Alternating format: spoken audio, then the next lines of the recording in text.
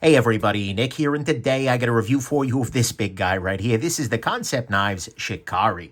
But first off, before I go any further, I want to thank Kansept Knives for sending this little guy along. Well, little guy. Basically, they sent me a catalog, said, hey Nick, anything interesting here for you to check out? I said, yeah, actually, this guy looks interesting because it was very much off my beaten path. It looked very interesting to me, and so I asked to check one of these guys out. But as always, I told them I was going to talk about the good, the great, the bad, and the ugly. That it might be a gem, it might be junk. They did still send it along. Nonetheless, we do have to assume this is the very best quality controlled one of these guys ever, and I'm going to do my best not to let that affect the nature or the quality of my review. Next thing, let's do some size comparison. Turns out that this is a big freaking knife. Here it is against the Spyderco. This is a big freaking knife. We put it here against the Rat 2. This is a big freaking knife. And as a matter of fact, I believe that let's see if I can pull this off. Yes, as a matter of fact, I can hide the Delica under the blade of this knife. It is such a big freaking knife. And then here it is against the Spyderco PM2, which again makes this feel like a resoundingly big freaking knife. And we'll go ahead and do some measurement here. This guy looks to be right around 4 inches, although I'm going to be honest, if I were a cop and I didn't like you, I could probably measure this above 4 inches. So do keep that in mind. This is a very, very large piece. There is not a whole lot of smallitude to this on any dimension here. So there is that. Next thing, this is a design by Morgan Kunz. I'm not 100% sure how that's supposed to be pronounced, but that dude right there. And it's an interesting piece. And Kansept is a company. They are based out of China, and they have been doing some really interesting work, right? They're trying to kind of, I think, target a little bit more of a budget-friendly end, although maybe not so much in this case here. And in terms of, like, relative to Rayot, to Wii, that kind of thing. But they're an interesting company. They've had a lot of interesting design partners, and this is certainly a different design. So let's go ahead and jump into the good, the great, the bad, and the ugly of this gigantic freaking knife. So on the good side, to start with, this has nice rounding to it. What I mean by that is that all of the various edges are rounded over, right? We have nice rounding in the back here. We have nice rounding here. We have nice rounding along the top here. This little bar here is not just flat, it is rounded. This is rounded here. In fact, as we deploy the blade out here, we're going to see that all of these surfaces here, all of these edges are broken. This is a knife that could very easily have a lot of hot spots to it, but instead it really doesn't. In fact, it almost goes the other way, with a lot of the lines seeming almost over-polished in places or over-buffed. So in a lot of ways, this is a very rounded knife, and it feels much better in the hand than you might think as a result there. So that's good. Next thing, this guy has a very strong detent. When you see a big, thick blade like this and a knife like this, it's very easy to imagine this is going to be a bad detent. It's going to be very easy, able to shake open. But as you can see here, I am really doing my damnedest to get this guy to shake loose, and I am really unable to do so. But I am very reliably able to pop this guy open with the thumb stud. This means it has a good detent, right? Most knives with a really big blade like this are going to be able to shake open, and in some places that is a meaningful legal test, which is dumb, by the way, but it is something that's there. This has a very strong detent, and I appreciate that. Next thing, the blade on this guy is reasonably nice. It is a 20 CV blade. CPM 20 CV, of course, is being, it's one of the best knife steels out there these days. It comes down to a relatively thin edge here. Not the thinnest thing ever, but at the same time, given the scale of the blade, reasonably thin. It has a very nice little swedge to the top of it there, which adds a little bit of visual interest. And frankly, the blade design itself is kind of cool. It's almost borderline harpoon, but not exactly quite, with plenty of jimping in the back here. I think that's nice. Next thing, the balance on this guy is good. It's just sort of right where you'd want it, right? It's clear that they've made the effort here. They've gone a little bit of extra with the backspacer here, but the balance is just where it belongs, right? Even with a big, thick blade on the front of it, it balances out pretty nicely, and as a result, in the hand, it feels pretty good, right? It feels the right amount of lively. And then finally, on the good side, this has a very nice action to it. I say that for a couple of reasons. I mean, A, it deploys 100% reliably using the thumb stud, and this is, of course, running on bearings, but nonetheless, what we see here is that, interestingly, it has a very nice fall shot action, although, again, with a blade this big, it freaking better, right? But the more important thing about this actually is this bolster here. This has, well, actually, it's not a bolster. It's kind of a reverse bolster in a sense. But this area right here is where your hand is going to be resting as you are deploying the knife with the thumb stud. And as a result, it means that there is no pressure from your hand onto the lock bar here itself, which means that you have a consistent amount of effort to get this guy out. There's not any extra if you're gripping down harder. It doesn't make the detent harder. It's a really nice detail. So the action on this guy ends up being very nice and very predictable, very easy to use, and with that good detent, Yeah, that's good. So to me, all that is the good, is that it has a nice action, good balance, a nice blade, strong detent, and very good overall rounding. On the great side, to me, the thing that's most interesting about this is that it is relatively unusual, with the micarta, with the bolster, with the blade here, and with, frankly, the size. This is not a small knife by any stretch of the imagination. That's not to say there aren't other, large knives out there, but this is a relatively straightforward, relatively practical, and honestly not all that jackassy, if that makes sense, sort of design. This is something that, although its scale is probably going to intimidate Edna from accounting, at the same time, I'm going to be honest with you here. This is not like a completely over-the-top knife. It is a very large knife, but it is a very large knife that is sort of more practicality-focused in a lot of senses, right? There is a human for whom this could feel like a very reasonable, proportionally sized everyday carry piece, and I got to appreciate that. So to me, what's great about this guy is actually, weirdly enough, the size and the fact that it is kind of big, it is bold, but it's not going so over the top, right? It's big, but that's not the only thing that it is.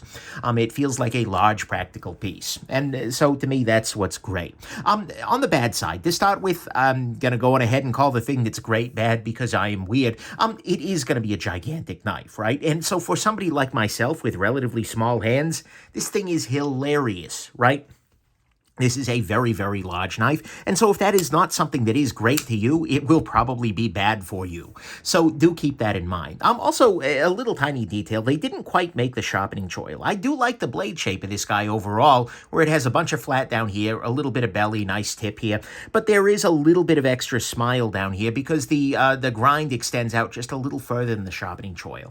Just need to go a little bit further with that. Next thing, this guy feels a little bit over-rounded in a couple of places. Like it feels like on the micarta here, they're not maintaining the same angle. It also feels like a very over-buffed blade. They've kind of gotten a little bit of a reflective finish on it there, which I do appreciate at some level, but at another level, it ends up feeling a little bit less crispy than some of the other, let's see here, this is a good example. This is the Oaksworks Osprey, I believe, EDX. This is very, very precisely done. Like all of these lines are very precise, very crisp, whereas this guy is a little bit less so, right? It feels more rounded, more buffed off. Not the end of any worlds, but it is a thing. Next thing, this guy is not quite scented. Unfortunately, we see that this guy comes in right about here, and that's not necessarily ideal. There is no play or anything like that, but I do prefer to have good centering on these kinds of things. Next thing, this does have a free spinning pivot, which I am not a big fan of. That's something they could address in a future iteration. Next thing, this guy has a bunch of hardware on it. In addition to this guy and these two in the back here, which, okay, whatever. You've also got the one on here holding on the inlay, along with the two clip screws, the additional clip screw here. This guy's holding in the lock bar insert. You never need to deal with it. Anyways, it ends up looking a lot less clean than if this bolster were, for instance, overlaid on top of the screw or something like that. And I don't really necessarily know why they've gone that route. I get it, and it's probably a little much to ask for reverse screws on the back side there or some other method or way of holding on the bolster here. But, it does, that's a little awkward, right? I think this would look a lot cleaner without that. Also without the lazy lanyard hole, just like drilled through. Could do a little better than that. Next thing, this guy is pretty heavy. Put this guy down on the scale here. What we're going to see is this comes in at about 5.87 ounces for about 4 inches of blade.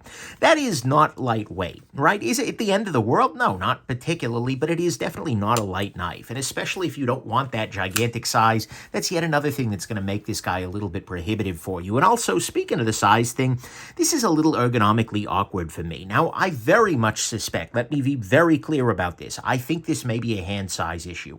I have hands that are somewhat smaller than most, right? But for me, it's a little bit awkward because I feel like I'm not quite, either I'm far back here and my thumb isn't quite where I want it on the blade, or if I choke up, it's a little bit too dangerous, right? I'm a little too close to this edge.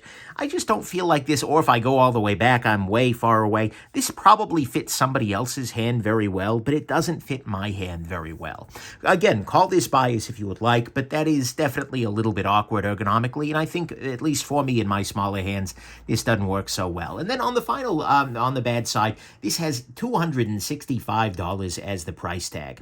Now, okay, I want to be clear. This is not like, oh my God, end of the world, ripping my face off. However, at the same time, it's not a super impressive value, right? And I feel like had they done a couple of things a little bit differently, right? left really nice crispy lines on here. Had they done the micarta a little bit better, I feel like this would be much more impressive. But honestly, this is kind of towards the high end, and I don't feel like they've quite earned it, right? Especially with the centering off. Especially, you can get a whole bunch of knife for $200 these days. And given this is a bunch of knife, but at the same time, I feel like they probably could have done better. And also, it's worth noting that this guy shipped to me with a loose clip on there, which again, guys, I just feel like $265 is towards the high end of what they can be getting away with for this. Just especially given that there are a couple of little details here that are problematic. So to me, that's what's bad. $265 is a good chunk of change. It is ergonomically a little awkward. It is heavy with lots of hardware, a free spinning pivot. It is not quite centered. Feels a little bit over buffed, especially in the blade area. They didn't quite do the sharpening choil right, and it is gigantic. On the ugly front, unfortunately to me, I really don't care for this micarta. So the micarta here it's fine, and given it's a very coarse textured micarta, but I see a number of things in here. I'll see if I can kind of zoom in and show this off a little bit better. But what you see here is a lot of unevenness, and kind of dragging your fingers over it, yes, you get a lot of texture from it, but there are areas where it's very fabricy, there are areas where it's very resiny, right? And it ends up feeling kind of plasticky, right? I'm not impressed with the level of the micarta on this guy. And here's another area where, okay, over here it's very rough and fabricy. Over here it feels much more like resin.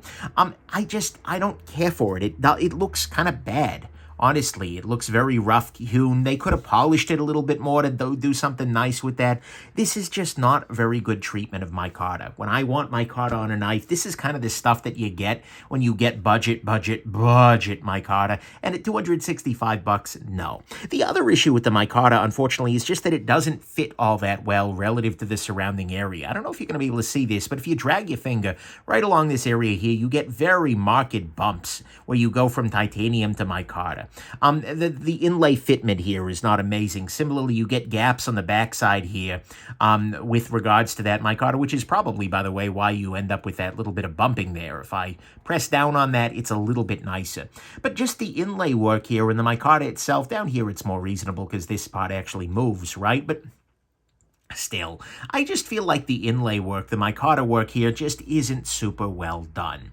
And I would just like to see both a higher quality material as well as better finishing, as well as better fitment. Even this little gap right here on the micarta, just not great. I don't want to beat a dead horse, but at $265, they kind of need to be doing everything right. And this is an area where I feel like they didn't do it quite as right as I'd like. You end up with a lot of gription as a result of that. That is a nice thing, but at the same time, nah, not a big fan of the micarta work. So to me, that's what's ugly here.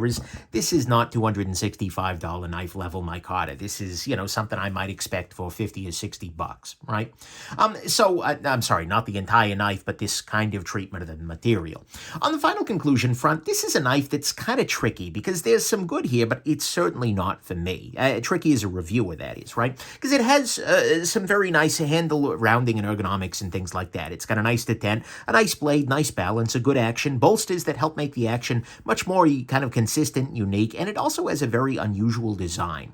It is, of course, huge. They've missed the choil pretty much entirely. It's not quite centered. It's got a free spinning pivot, good hardware, heavy construction, awkward ergonomics, high price, and very bad micarta.